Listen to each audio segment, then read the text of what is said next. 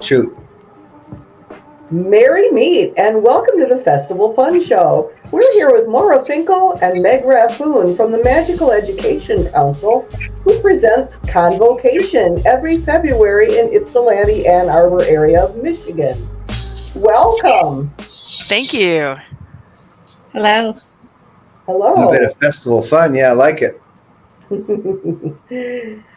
So we've got some questions for you, but feel free to just go ahead and discuss the festival. We first of all wanted to say that this is the 30th year for ConVocation.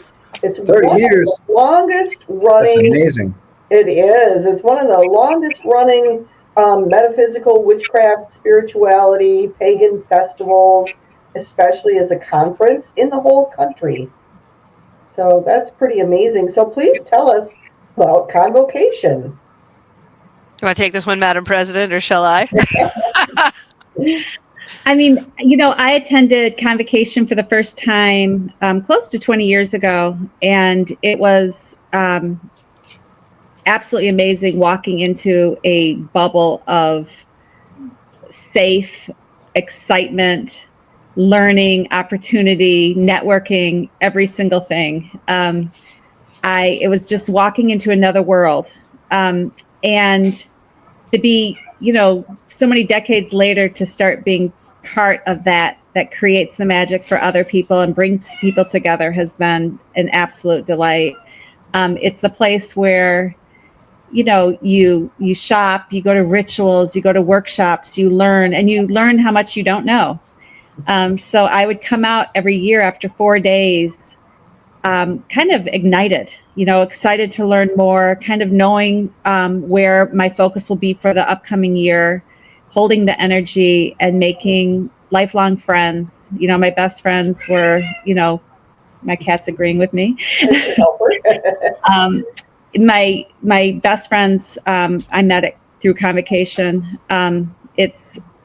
It's such an amazing time. I think when cons are done in a certain way, when it's always about community, that's what you come away with, is both the knowledge, but the excitement about learning more. We lost Mara again.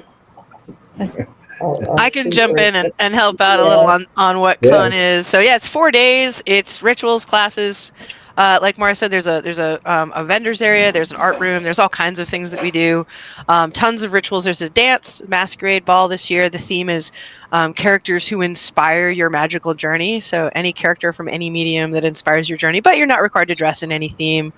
You just come and look good and dance.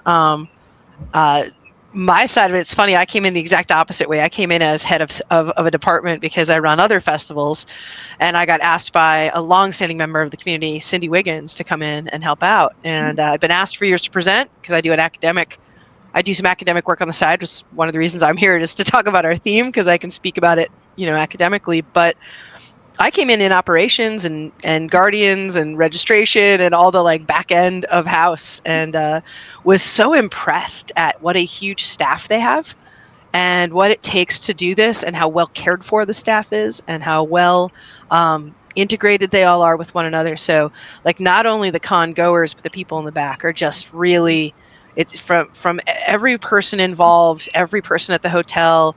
We can't walk in the hotel without one of the the line cook and one of the second chef in charge comes over and hugs us. It's such a we take over the space and we really make it better. So what was it like being a guardian? Guardian is not really the something that is often talked about on, especially platforms like Witchcraft TV, because we're talking about in the fold kind of festival. So can you explain exactly what a guardian is? And sure. What is there a creed or a motto that you go by, or are they really tight with the fire crew? We're tight with every crew. We renamed to Guardians a couple of years ago now. We were security, but we like Guardians better. So when I came in as head of Guardians, I was brought in because I tend to be nice to people. I've worked as a bouncer and showrunner, and I've dealt with all kinds of things. My funniest story the first year, like normally you're just gentle crowd control. You're like, hey, you're a very shiny person, AC. Can you shine over here out of the walkway? And it's like a very easygoing, gentle, like nudge. And all of our wonderful people go, oh, I'll shine better over here. No problem, no problem. And so the whole weekend is mostly you're just making sure everyone's safe. If anyone has a medical issue, you're a visible person they can find. Making sure that the rooms don't get too crowded. Making sure ritual weapons are bound, and just all the things that can keep everybody safe. And a lot of times you're actually escorting people after very intense rituals who need regrounding. So the Guardian crew tend to be very grounded, very centered people who can anchor people as they need it coming out of very intense rituals. The funniest thing that happened was my first year where we had a security issue involving a very intoxicated patron who assaulted us with a guitar, but lovingly. And so it was not a bad thing. It made for a very funny story. We tell the story all the time about her being this like ridiculous being who the next day hugged us and thanked us and apologized. So it was, again, the security stories are like, why is there a mermaid on a luggage cart? I'm like, because I said she could be. So it's kind of like it's a gentle uplifting group that is meant to be visible, helpful, kind. So it's not, we're not standing there, all rough and stuff, but on the crew are people who are trained in various, medical specialties and whatnot. So we are useful in a crisis. We've had fire alarms go off. We had an actual fire, and we are the people who run back in and do all the things and are trained to do that. So who's headlining Convo for 2025? Oh, Maura can tell you that. We've got amazing guests of honor. Maura, who are the headliners for 2025? So we have Christopher Penzak. Obronzel, Christopher Penzak. That's great. Christopher Penzak, Matt Oren. On an interview, yeah. Cool. Oh, good. Matt Oren, Devin Hunter, and then we have Jason Mankey, who we love. Oh, he's been on the Lone Wolf Show. Okay. Yeah, he's phenomenal. Cool. We have Benabo Wen. We have. I'm going to have to go down my list now. Clifford Hartley Lowe. Kenya Koviak. Kenya does the witches ball here. We have. Where's here? Our viewers want to know where's Convo. Sorry. So she's in the Detroit area. Okay. So Michigan. In Michigan. We have Evo Dominguez. We have Ken Day. I'm going down my list now. Who am I forgetting, Meg? I feel like everybody has been. I think you got almost everybody. I'm going to look up. Cool. There's so many they have to think of. And where is here? Wait a second. David. I'm sorry, David. It's right, like there. Yeah. I moved to Michigan, and I learned that this is how a Michigan map looks. Yep. So I live in Detroit, and the festival is over here in Ypsilanti, which is not pronounced Ysplanti. Tell us a little bit about the hotel. We're wondering where is here. What's the hotel like in the convention center? It's the Eagles Crest at the Marriott Eagles Crest Ypsilanti Ann Arbor. We moved to it last year because we needed more space. We needed to accommodate better classrooms and things like that. They have been amazing. Maura's like good friends with everybody over there now. They're extremely accommodating. Good food at the restaurant. Lots of they understand our needs. Their bar stocked us with local meads from throughout Michigan. We have a lot of mead in Michigan, so a lot of local meads, and then created 2 specialty drinks that were named. One was the Tree of Life, and one was, I forget the other one, but they made magic themed drinks for us at the restaurant. So it's a lovely Marriott Convention Center. The classroom spaces were amazing. Maura did a great job getting them set up. So just an amazing place to be. Yeah, I just came from a meeting with the hotel, in fact. So they're amazing. They're excited. We work really hand in hand with them. We view we're on the same team, if you would. So, we're delighted by the hotel. it's perfect for us. You know, with our conversation that we had today about growth, you know, I have no worries that we'd be able to accommodate, you know, many more people as well, which is really nice. The overflow hotels are working out really well, as you know, so it's ideal. The Yeah, hotel itself, I'll jump in here. Yeah. The hotel itself is sold out, so you Sold can't get a room anymore at the hotel, at the Marriott. But there's a lot of local hotels where people can stay. Yeah, there's That's two the right thing. across the street. Yeah, there's two Right. directly across the street that are a little bit less expensive in some cases. So it's literally across the street. It's not a I'd be big deal. camping if I was in Michigan. I'd be camping right next to it. Well, Harold, we are on a lake, and I definitely told the new head of Guardians, I said, we have to watch out. People are going to go in the lake. He goes, in February? I said, when I say people, I mean me. I'm going to be the call about the person in the lake in February communing with water. I'll be right there with you. Excellent. Yeah, it's always important to have water and refreshments and stuff at those places like that. But you're in a hotel, so it's good. Like at places like Starwood, you might dehydrate. You know. Well, they put out water stations for us, but also the spaces are much more open and they're higher ceilings than the last place. I feel like energetically the space fits us as we grow because we don't feel so cramped. Just like I didn't feel the need to go outside as often to like get away from all the high energy folk. So I think it's working out for us. Well, one of the cool things is the con suites. Tell us about the con suites. Yeah, what's that? Well, we have a hospitality suite. And so the hospitality suite is a place for people to come and get refreshments and snacks. It's not necessarily a meal replacement, but it's definitely some place that people like to gather and kind of grab a bite to eat. We have Llewellyn has sponsored an additional suite this year. So they're one of our big sponsors. And we have we have different suites in the hotel. We also have an author signing area, which is kind of new this year. We've expanded it. We had something smaller and kind of temporary last year. This year we've expanded it into a huge book signing room. So we're really trying to promote the writers within the community that have poured their souls into their work with a capital W. And I've worked with a couple Llewellyn authors on Witchcraft TV to, get their publications out. And I mean, who doesn't like Llewellyn? I grew up on Llewellyn. Yeah. Yeah. I don't know one person in the community. Oh, Dog alarm. Yeah. I know. He gets excited. Yeah, we also have Cross Crow Books coming too, which is a newer press and appeals to a new generation, which is nice to have too. So we have both presses there, featured well. We do have a space for folks who we have the Chalice Well room, which allows for folks who want to do any sort of alternatives to AA, like a way to get out and have a moment together outside of any partying with alcohol or any substances. Mm-hmm. There are some private suites where there's parties.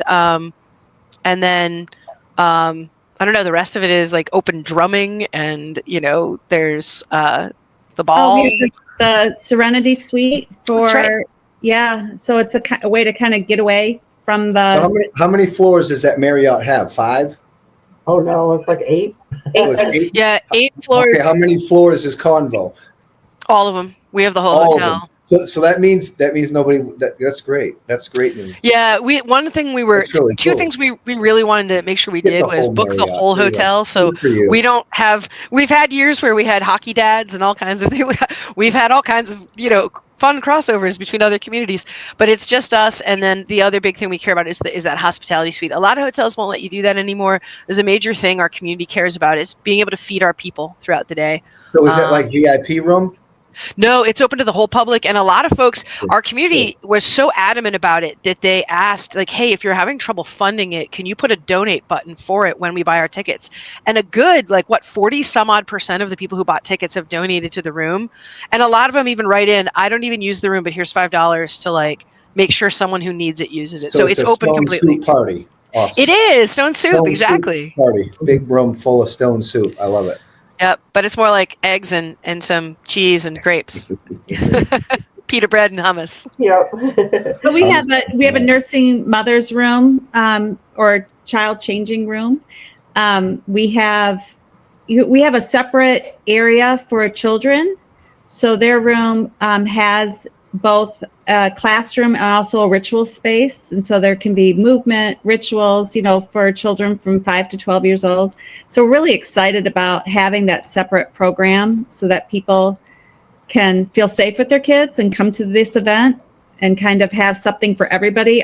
We have an entire teen program, so it's separate programming as well. So we're very excited as these things are taking off and really supported well by the community. I want to point out to viewers who might not know this, is that not every convention and festival has teens and children's activities.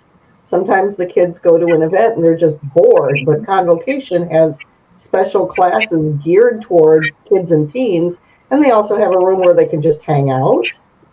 And then tell us a little bit about the kids' ball. Well, yeah, it's tradition here to do an hour-long children's ball. It's great because, like, you know how a lot of policies are, you have to be accompanied by an adult. At the children's ball, you must be accompanied by your child. The adults are not allowed in there unless they have a child. It's an hour long, and it's a chance for them to, like, experience a masquerade ball. Like, if you Kids think are about in charge time. Yeah, it's kind of, and it's Yeah. music that they like. It's a chance to bop around, put on costumes, have fun, and then they're still allowed at the adults' ball as long as they're accompanied by an adult. We have policies around that, so it's not like they're kicked out. But we do believe that a safe, just kids space first is good for them to have, and then if they want to go to bed, great. If they want to stay with their parents for a little while, it's a good way to learn and see. Like, where else are you going to learn how adults dance to industrial music until you're older?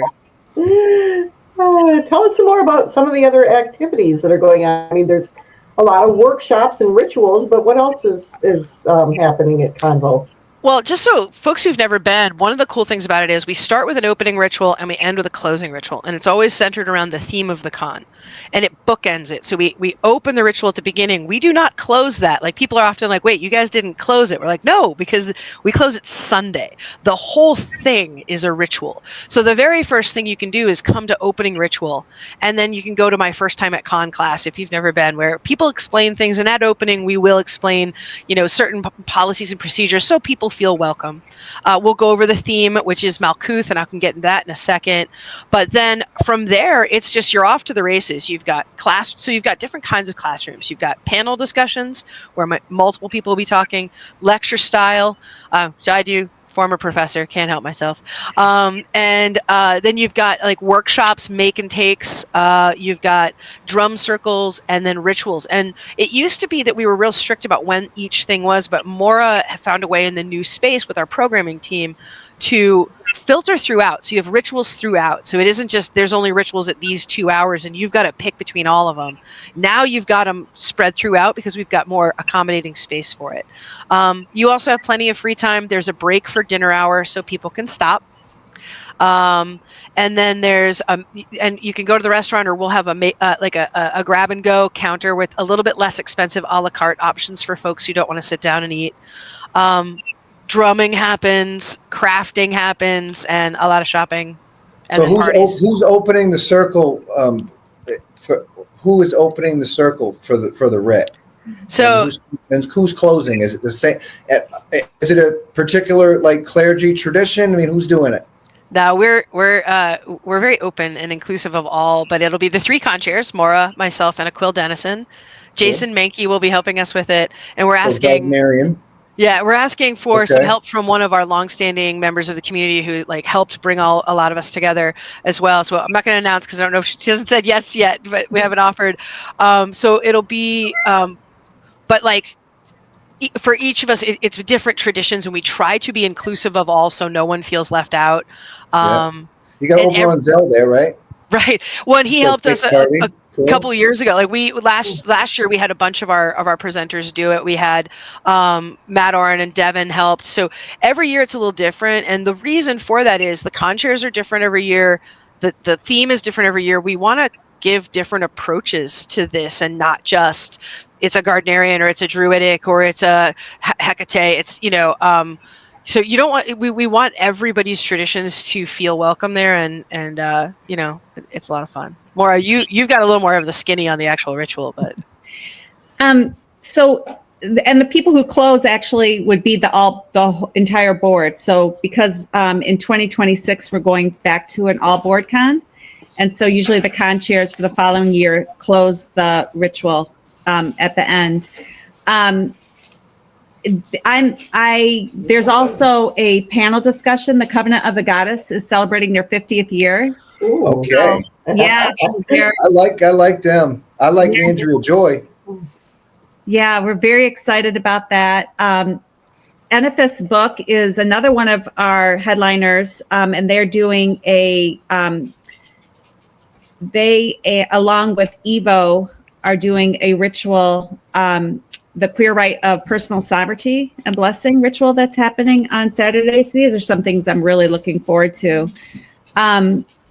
which is also happening at the same time. We have usually about, I think, 13 things or something happening at the same time. So there's a ton of things to choose from. This allows people to learn what they want to learn, take a peek at other things that might be happening. There's rituals that happen from the morning through the night. There's Dungeons and Dragons for the teens at night, which was a big hit last year, which everybody looks forward to. There's arts, crafts, drumming every night. It's pretty phenomenal. We have Sundance Living Waters, who's our drummer. He has performed around the world. He's amazing. You said the Marriott's, you says it's sold out. There's no more rooms available there. If you got an SUV, pull in the parking lot. So really, this is a good place or festival if you're a seeker of modern day, contemporary, earth-based spirituality. This is the place where you want to go. If you are a seeker, you need to sign up for this in 2026. That's what I'm getting out of this. Is that true? You can still come. This is a seeker. This is a seeker's awesome place for a seeker. Get out there and check it out if you're up there in Michigan or surrounding states. That's big. This is how we do it. AC, you're right. You can still come. It's just you have to book at the other hotels. It's no big deal. But ticket sales are still open. The ticket prices rise from our early bird pricing. We decided in bulk was the day to do it. So 2 prices go up for the 4-day passes. You can buy day passes, any 3-day, 2-day, 1-day, or night passes at the door. But 4-day passes pricing is going to go up on the 2nd. But yeah, you can still register and come. No problem. Please do. It's going to be an incredible year. Where's the best place to register? Is there a website?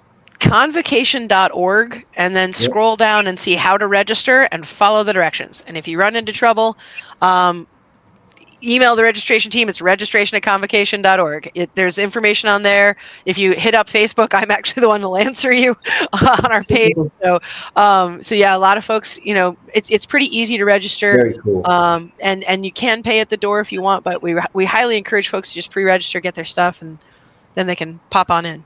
And the 2 overflow hotels are literally across the street. Yeah. So they're very close by. Some people actually prefer to stay there so they can kind of have their own space. It works out well. We haven't had any issue with that. Our hotel sells out pretty instantly. Is there a convenience store nearby? Oh, there's a whole plaza right there. There's a shopping plaza. For those of you who are not from this area, we're right by Canada, and so we have what's the coffee chain I'm about to say? Star. Not that one. No, the Canadian one. Tim Hortons. We have a Tim Hortons right there. I drink all specialty coffee. I'm a snob. So I'm always at some little tiny place. But there's a Tim Hortons right there. There's a little, again, like a diner, which here in Michigan, they call it a Coney Island. But whatever, it's a diner. There's a plaza full of food. And there's a shopping, there's a grocery store right there. So Canada loves Tim Hortons. They do. They do. Now, you guys mentioned arts and crafts. And you mentioned some of the other things that are going on, but isn't there vending and an art sale or an art show Yeah, so we have a marketplace that has vending, which is big vendors. We have art, we have the art area, the book area, and the raffle going on all in the same sort of marketplace. We also have a divination den, which is an open air area for readers. So these are things that when you're in your free time, you walk up and you say, oh, that reader looks interesting, I'm going to go sit down, and they'll charge you a price, and they pay a very nominal fee to use our table space, and then that you work through them to do whatever. Multiple traditions, and it changes throughout the day. So yeah, you can shop, you can have readings done, you can look at art and buy it. Please do, it's really cool. I'm looking for an original piece for my living room, so I'm going to be shopping. There's and yeah, then the book area is so much more expanded, and we're really excited to give people more of a bookstore feel than like feeling rushed out by the registration desk and stuff where we used to do it. So it's going to be real nice. And I'm excited about the art room is for original art. We've had that for many, many decades. We're excited about that. It's a place where you can go and find what people are creating, which is amazing. We also have a raffle area. We have a huge raffle that takes place every year. It's one of the highlights, just to celebrate, when anybody won, it was always joy because the community always wins. And so we have a big raffle area. The art area looks amazing this year. The book signings, again, really promoting the local authors and the national authors is important for us. We appreciate that. Yeah, part of this is all the things that we can do to bring together the community. Well, and I want to say something, and this is a unique thing to this con, and drove me nuts going to other cons. I'm like, I can't believe we do this for people. For the original artists and the authors, our staff sells their books for them and cuts them a check at the end. Like, we have it all in a point of sale system. It's perfectly, they give us an inventory, we sell it. So that means an author and an artist who isn't maybe a big storefront owner, like maybe someone who's just trying to start out but is doing good art, good writing, you don't have to sit there all day and sell your own stuff. We do it for you and hand you a check for free. Yeah. And so we're not taking it. That is so we are the Magical Education Council. So we like to highly emphasize the magic and the education piece of that. The council is just what we are. But the idea is so that when those authors come, they don't have to be changed to a table selling the books. They can be out teaching, learning, filling their own cup. So many authors I talk to, they're like, I can't learn at a conference if I'm selling my books, and I need to sell my books to make a living. So this is a service we do for the community I have never seen stuff like this at the other conferences I work and other places I go. So huge service to the community, and proves that yes, we are a nonprofit actually just trying to help folks out. So Maura, who said 30 years for Convo? So who is that? What are some headliners throughout them 30 years? Has Jesse Wicker Bell been to this thing, or what's the story? I have to go back through the 30 years of programs, which is something that I've been talking about doing, is going into our storage area and going back to the very first and starting to look through. I'm not sure. I can't answer that with all certainty. I don't know if anybody could without, we want a running list, but we have to go into our archives to get it. So Jason has been there. It was before people were as savvy on computers. I'll say that. Jason has been there, I think, the whole time, hasn't he? Yeah, Jason got his start at ConVocation and kind of, I think that's why he calls it home. He's amazing. He's been one of our greatest supporters. It's always our joy to support him as well as he continues to write as many books as he's written and present everywhere. We're always, part of programming is making sure we're bringing in people, the elders of the community, really, I feel really strongly about that, kind of introducing people to, our history, as well as the up and coming rising stars within the community and bringing them all together. So it's really a special opportunity, and also to go through different traditions, not be narrow in our vision in terms of that. We have David Shee, who's another one of our headliners this year, who's brought in the Asian shamanism. He's absolutely amazing. We have Chris Allen, who's written, I was just reading his mediumship book. He's another amazing person. We have Sarah Mastros. Sarah's going to be doing a Kabbalah Shabbat on Friday evening. So a couple rituals, everybody teaches, 3 classes or rituals. It's something for everybody. And when people say, how come you don't have that?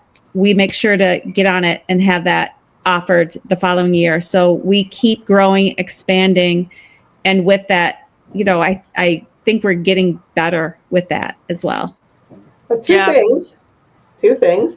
Harold mentioned Jessie Wicker Bell, and I don't know if all of our viewers know this, but Jessie Wicker Bell, Lady Sheila, was from the Ann Arbor, Detroit area, and she had the first legal pagan church in the country, right there in Ann Arbor, Michigan. Nice. The second thing I wanted to mention, I wanted to find out, you mentioned tickets and things like that. I want to find out about the ticket prices and if there's any way to offset those with doing volunteer work. Yeah, so 4-day pass is $100 at early bird price on in bulk 2.2. It goes up to $125. You can offset it by volunteering, and you can get reimbursed, I think, up to your entire ticket price, right, Maura? It just depends on how many shifts you take.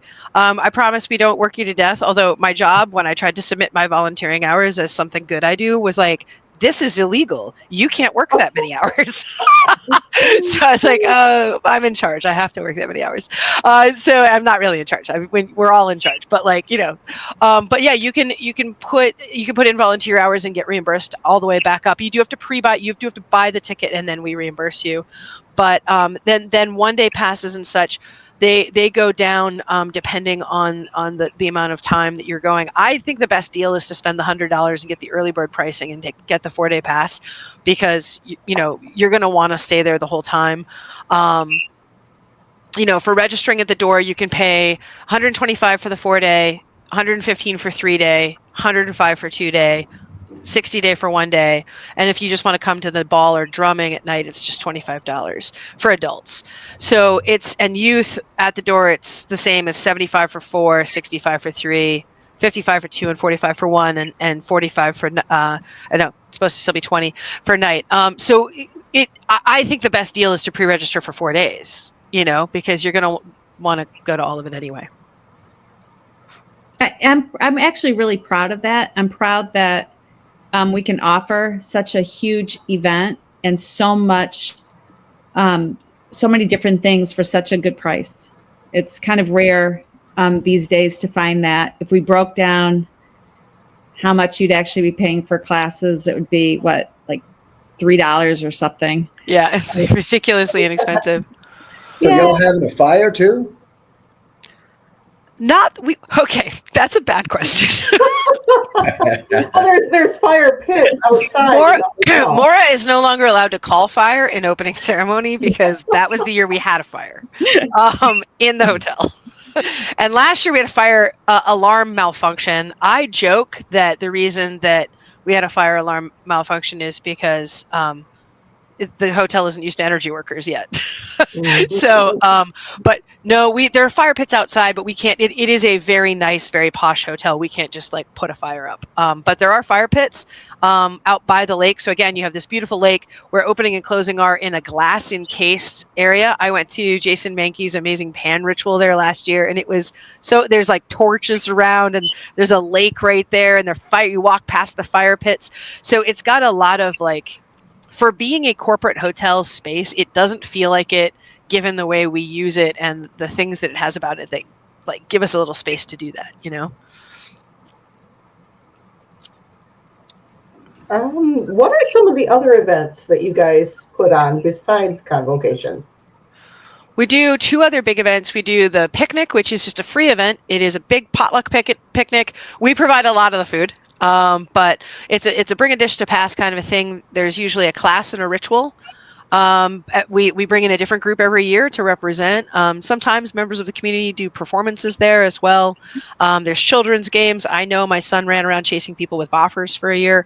And there's that's just a really chill. There's a couple of vendors. Yeah, there's other events represented. We let come out with tables to speak about their wares and what they do. It's a really lovely, down home, easy event. Like, I love going there. It's like I always feel so good and happy. It feels like a big family reunion of our community. And then we have Beyond the Veil, which is our sort of around Samhain event. It's sort of that thinning of the veils time of year. It's that, like, we've done it different ways. This past year we did it about oracles all. It was about like everybody who seeks any hidden knowledge and readings. And then it was give a reading, get a reading kind of a night after a great class. And so, like, and the year before we did it with a panel discussion about like sort of those thinning of the veil rites, any sort of like Dia de los Muertos, Samhain, any of the witchcraft traditions that see that time of year as a transitional or liminal space. We did that one at a local club.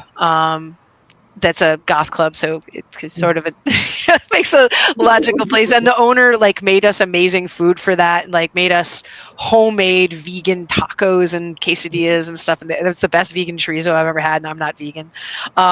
So we do something with that every year. And those are the three events we run. And then we really try to leverage, and I can let Maura, a little bit more about this. We leverage our voice in the community through events that she does, like the Witches Night Out, and through our website and our Facebook and any of our social media to really give voice to other groups. Like, we do not compete with anybody. We want everybody's group, everybody's event elevated and supported.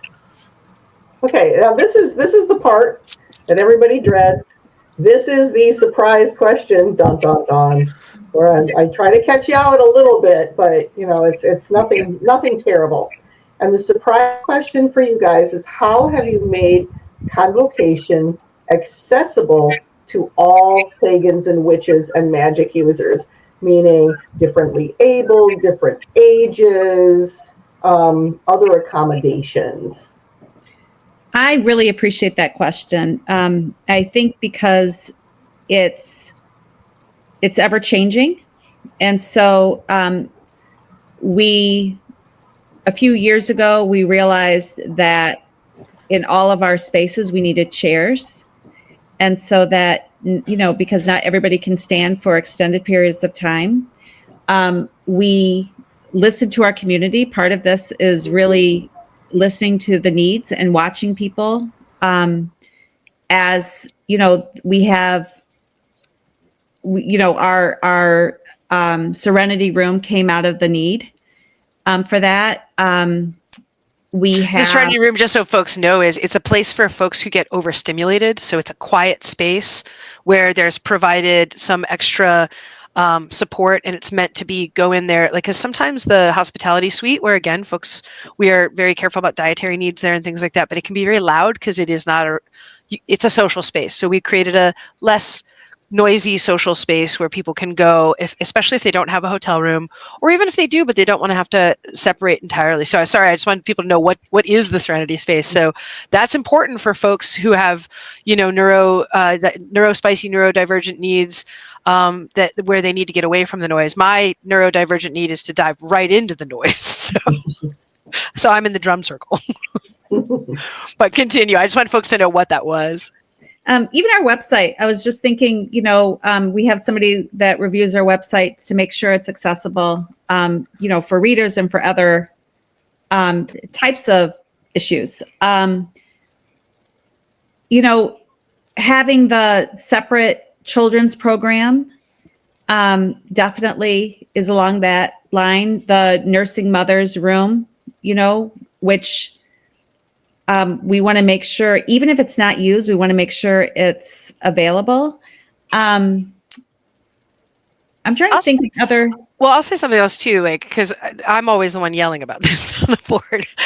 So I'm an import to Michigan. I'm from New York. I grew up in a very diverse community, and I live in Detroit. I don't live in a suburb of Detroit. I live in Detroit proper. And so very much being intentional about connecting to Detroit communities, because that you can't be here and not. So making sure that we're inclusive of leaders in the communities as much as we can.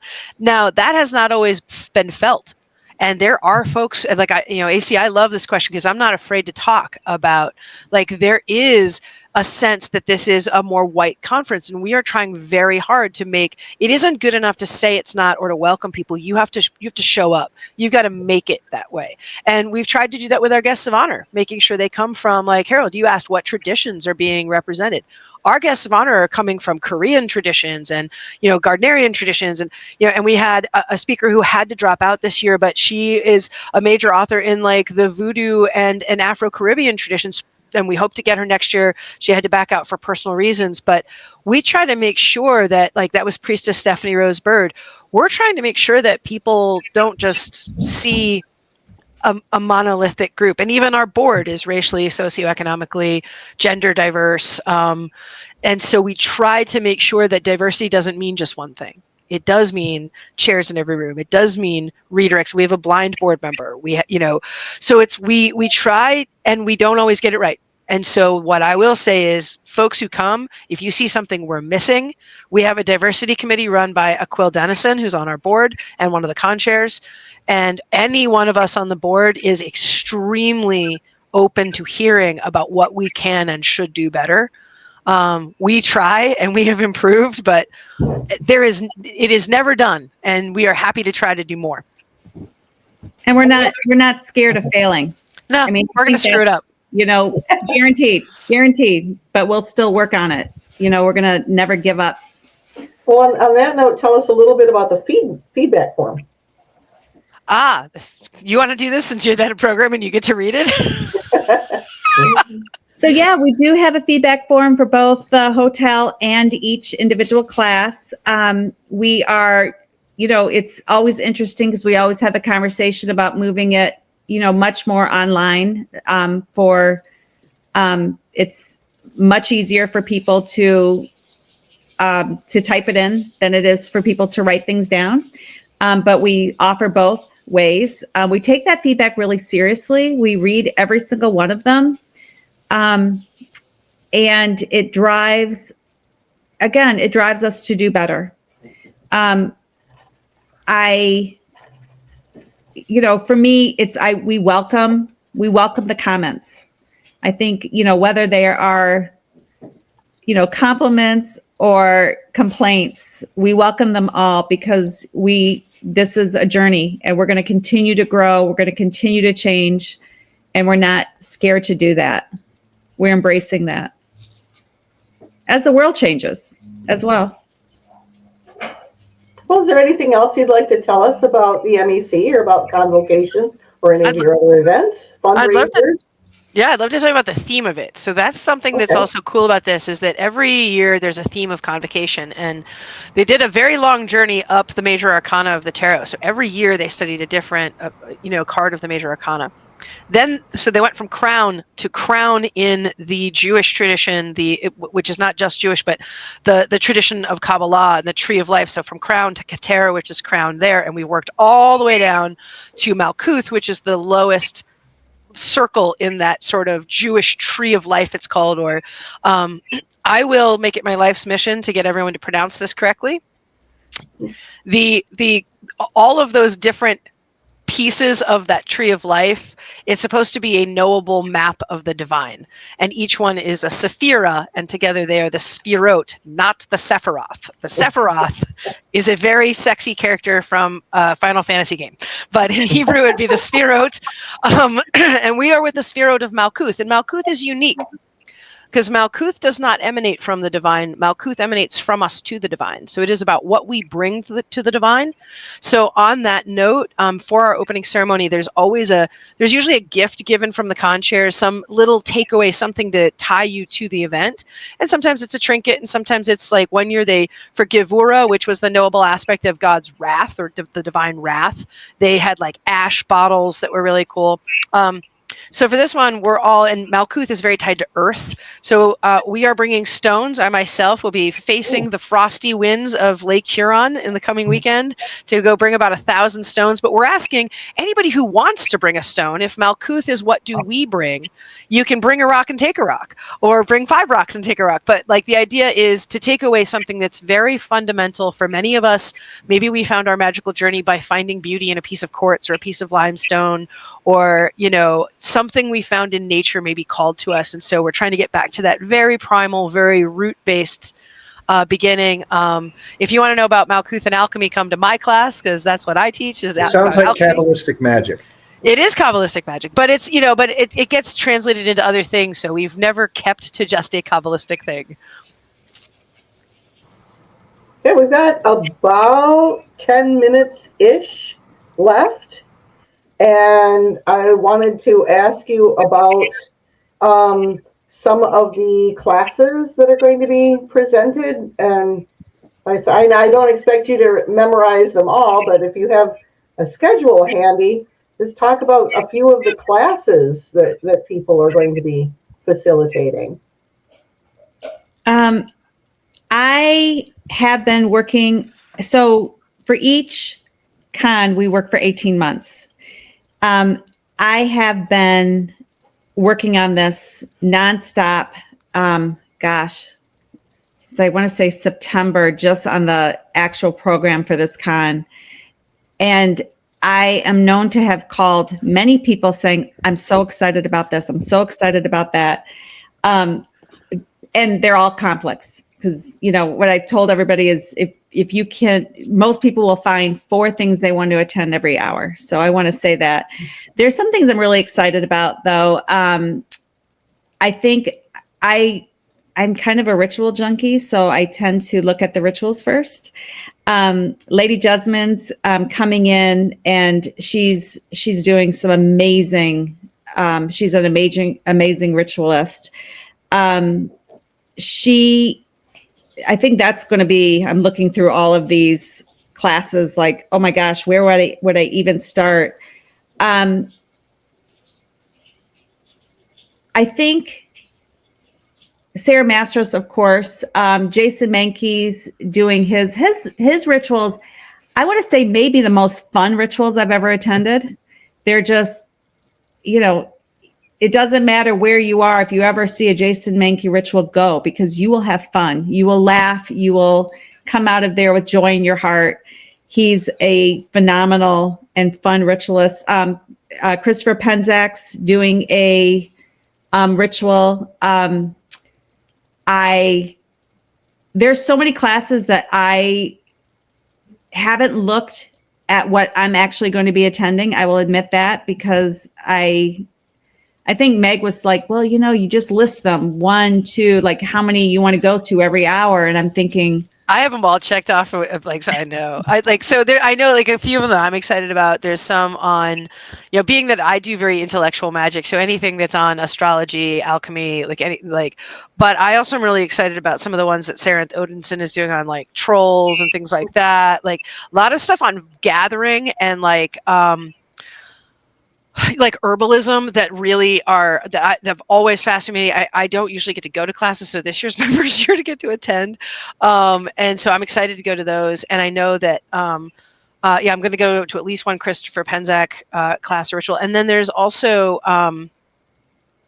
there's one there's a sin eating one that's another fun story for you, Harold. Last year when we suddenly found a bed in one of the classrooms, and as head of operations didn't know how a rollaway bed got there because someone laid down and there was a sin eating ritual, and we were like, well, and that's with Sean Wild. So there's going to be some really great varieties. There's I'm excited about the fact that there's everything from like very beginning shielding, grounding, how to connect to the divine in general, to all the way up through Goetica, like really high level crazy stuff. So it's everything that you can imagine in between. And I think that's another strength is this isn't a high level conference, a medium level conference, or a low level conference. It's all. And we do have a first time at Con class that happens before our opening ritual. And it's really for people who are attending for the first time and kind of what to expect. What, how do you even navigate through, it's, and where do you go for help? And, kind of gets all of those answers. It kind of sets the tone for the event. I think almost everybody, the first time they do come to that particular class for that reason. People, it can be overwhelming to look at. I think we're going to end up with probably 200 and close to 250 sessions. Yeah. Wow. And that's overwhelming for somebody just coming in for the first time. And so kind of, how do you even start? What does that look like? Do you have to have a costume for the ball? No. Can you wear a costume throughout every single day, throughout every single event? Absolutely, yes. Do you have to have on shoes? Yes, but those can be slippers, and you can have, people wear sweatpants to robes and gowns, and, it's kind of, and as diverse as it may look, everybody's coming together for the same reason. And it's that community bond. And it's people care about each other. I remember my very first con and just kind of, being in the state of shock because it was so much. And at the end crying because I had to leave and, and hugging people that, I didn't even know, because we all had that same feeling of, it's over. And it's my favorite time of year. It's my, again, it's something that my joy, we work so hard on this, I think I've put more hours into this than any other job I've ever had. So I live this throughout the year. And, that to me is, on the other side of creating. And I think that's really the part about, we have, a big staff, we have lots of volunteers, and people embrace it. They love it. When you love something, you want to take care of it. And I really think that, our 30 years of success has been because of that love and care that the community has for each other and for what we have created together. Yeah, and I'd say that in years past, that's what's built our big group of teachers. We have so many teachers. I'm looking at just Sunday at 11 o'clock. I have 2 classes clicked. And I'm like, these could not be more different. And I want to go to both. One is Folklore and Animism in a Disenchanted World with BJ Swain. And one is Soul Retrieval in Asia, Death in Buddhism with Betta Wen. So wow. Completely different. And yet I'm like, right. And so I say that because this is a perfect example of, we have diverse teachers that they know this is a teacher's convention, that this is a place where you can teach so many classes. It's volunteer heavy. It's brought by the community for the community. So, I think that the people who came before us, who built this, nurtured it, watered it, and that we've taken a little bit of shepherd position from them. My friends who brought me in, Cindy Wiggins, Michael Wiggins, John Alexi, former board members, who were like, hey, can you come and help us out? They came in from other people. And, I look at Lindsay, who came in years ago, who's our longest standing board member. She's our youngest board member and our longest standing, right? So it's an amazing tradition to come into and hear stories of things that happened before we got here, and then be entrusted to try to build on it and make it sustainable in the current weird world we live in. Gotta love them pioneers. Heck yeah, especially on our 30th anniversary. Yeah, my husband and I attended this, I think it was the 5th one, so 25 years ago, and it has just really grown ever since then. It started out with maybe 10 teachers, and now there's hundreds. It's pretty amazing. He agrees with me. Did you have anything else you wanted to ask, Harold? Put you on the spot. No, I don't have anything to ask. I just think that it's a seeker's paradise. So if you're a seeker out there with earth-based spirituality, Convo is the ticket. If you're trying to go, just like you said, either you're going adept, mediocre, or novice. I mean, you've got it all. So, I mean, I agree with you. I like the Eastern and Western swag. It's all there. So, I mean, it is diverse. So that's a good vibe to have. And I think that's definitely the vibe in the age of Aquarius. Yeah, so you can go, convocation.org is our website. Again, we have a very large presence on Facebook right now. And so that's a place where you can really find out what people are saying, what people are asking, the questions, the pictures, the excitement. It took me a year of watching it before I attended my first one. So I completely understand wanting to know what you're entering into. We have lots of people who we just were in a article in the Crazy Wisdom Journal here, and lots of people who are now interested in attending for the first time.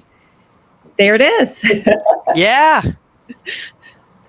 Yeah. So, this is, again, about community. We have lots of sponsors. Our sponsorship program is relatively new. Yeah, look at that. There we go.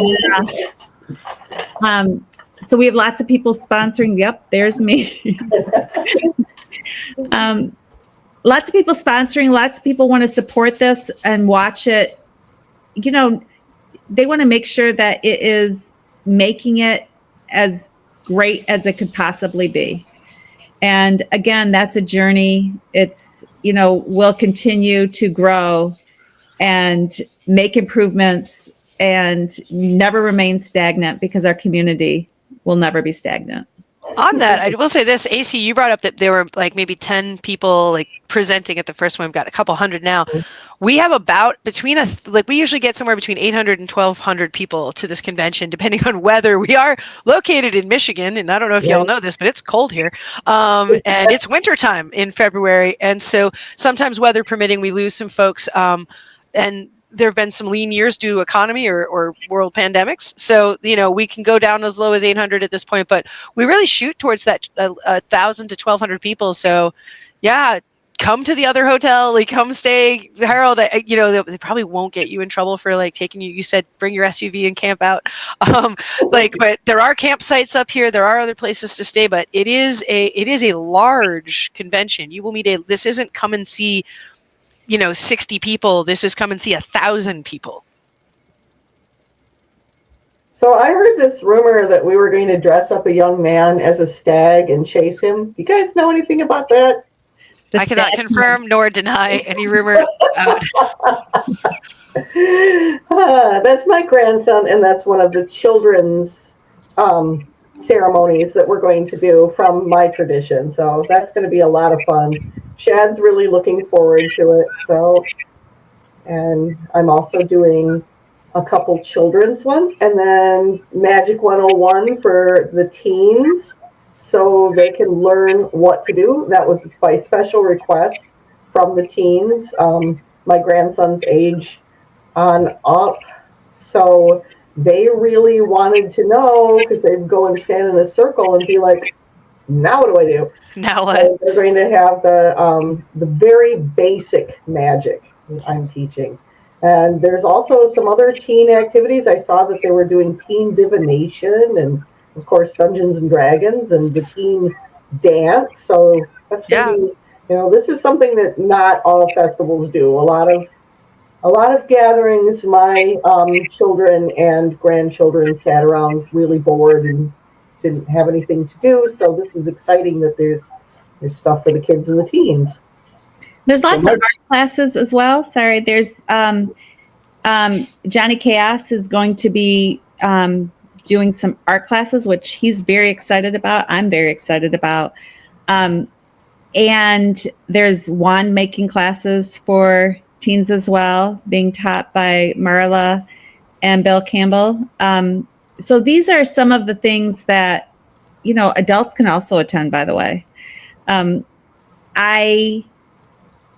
To be able to be in one place for 4 days and never run out of things. We have a gaming room that is, if you want to just get away and play, a card game with friends, we have a room to do that. We're really we are about educating and promoting community and bringing the community together. And that looks very different for every single person. And we're trying to accommodate for every single type of person. I'll say that too. A lot of us are coming in. I've been in Michigan over 20 years, but my friends from college are coming and presenting. Mickey Beloy is coming. She's a East Coast shaman who is, published and well known in the East Coast. She comes and presents. So I've got all these folks, like we invade from like my little tiny college in upstate New York, as all these pagans coming here, and I know friends who are coming from. An ex of mine is coming and reading and teaching, coming from out west. So, like, there's, it's so neat to see how many people from all over the country are coming, and I just know this little pocket of them. And then Jason Mankey brings so many people in, and with Christopher Penzak coming and Ben Bowen coming, there are people who are just pouring in to see this like crazy collection of folks we've got. So where else can you go to channel Mother Mary and that's Mickey Beloy doing that and conjure a demon in the same period and do a Jewish Shabbat too? Yeah, do a Shabbat and then come learn alchemy from me, and Well, thank you so much, Maura and Meg from the Magical Education Council, who are putting on ConVocation this year, and we should tell them the dates. It's February 20th, 21st, 22nd, and 23rd. That's Thursday through Sunday. And it is going to be a really good time. So we appreciate you coming to the Festival Fun Show. Thank you so much. Thank you. Thanks for having us. Good night. Good night. And Mary Part. Mary Part. Mary Part.